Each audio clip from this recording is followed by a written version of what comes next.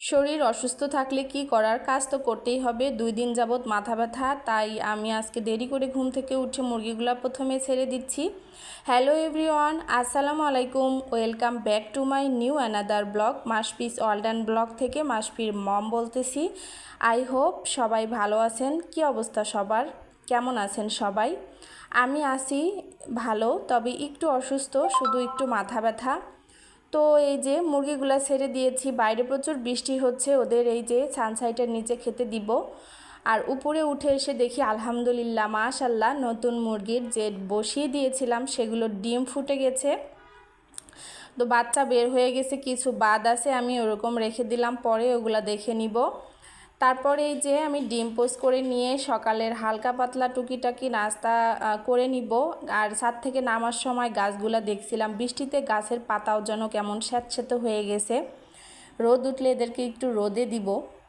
তো সকালবেলা ছেলেকে নাস্তা করিয়ে দিয়েছি, ছেলে একটু ড্রয়িং করছে আর বাবা একটু ভিডিও করতেছে। আর আমার যেহেতু একটু ভালো লাগতেছে না, শরীরটা খারাপ, তাই চেষ্টা করলাম একটু শুটকি ভর্তা করে গরম গরম ভাত খেয়ে নিব আজকে।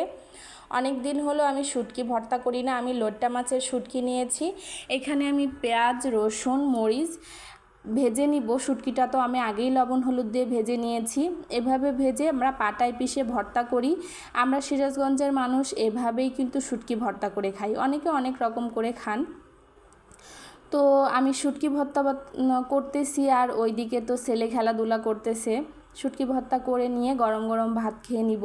ভিডিওটি কে কোথা থেকে দেখেছেন প্লিজ কমেন্ট করে জানাবেন। আমার ভিডিওটি যদি ভালো লেগে থাকে, আমার ভিডিও যদি আপনাদের একটুখানি উপকারে আসতে পারে, তাহলে প্লিজ আমার চ্যানেলটি সাবস্ক্রাইব করে দিয়ে পাশে থাকবেন, যদি আমার ভিডিও থেকে কিছু শিখতে পারেন। তো এই যে গরম গরম ভাত আমি শুটকি ভর্তা দিয়ে খেয়ে নিলাম। আর দুপুরের জন্য আমি সোজাসুজি শুধু আলু আর ডিম আর ঝোল করে নিব। যেহেতু মাথা ব্যথা, মাথা নিচ করতে পারতেছি না, যার জন্য আমি হালকা পাতলা রান্নাবান্না করে দিব। বাসার সবাই এটা দিয়েই দুপুরবেলা আলহামদুলিল্লাহ ভাত খেয়ে নেবে। শরীর অসুস্থ থাকলে কোনো কাজই করতে ইচ্ছে করে না, তারপরেও তো দেখেন সংসারের কাজ তো আর ফেলে রাখা যায় না, তাই না?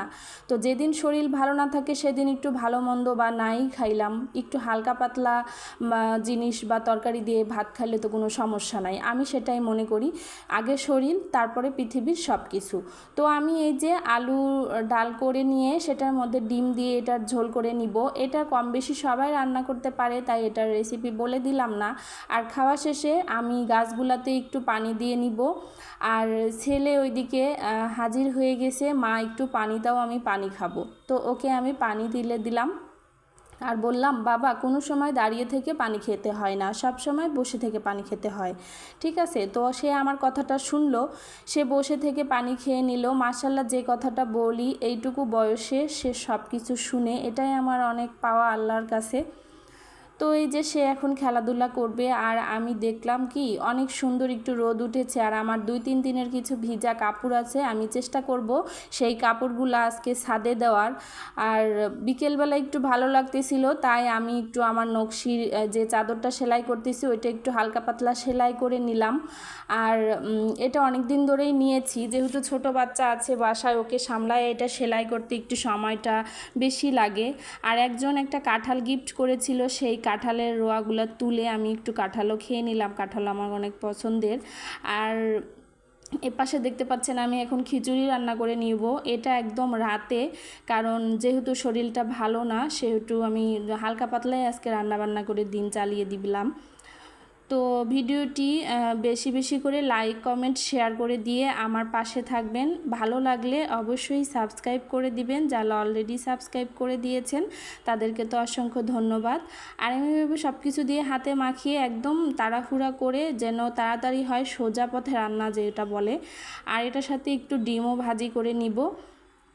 এগুলো দিয়েই সবাই আর কি খাওয়া দাওয়া করে নিব। তারপর খিচুড়িটা এই যে হয়ে গেছে, আমি ফ্লোরে বসে সবাইকে বেড়ে দিব, সবাই খেয়ে নিবে। অনেক মজা হয়েছিল খিচুড়িটা। আর বিভিন্ন ধরনের আমের যেহেতু আচার বাসায় আছে, সেই আচার দিয়েই আমরা আজকে খিচুড়ি খেয়ে নিব। তো আজকের ভিডিও এখানে শেষ করে দিচ্ছি, পরবর্তীতে নতুন কোনো ভিডিও নিয়ে হাজির হব। ততক্ষণ পর্যন্ত সবাই ভালো থাকবেন, সুস্থ থাকবেন, আমাদের জন্য দোয়া রাখবেন। আল্লাহ হাফিজ সবাইকে।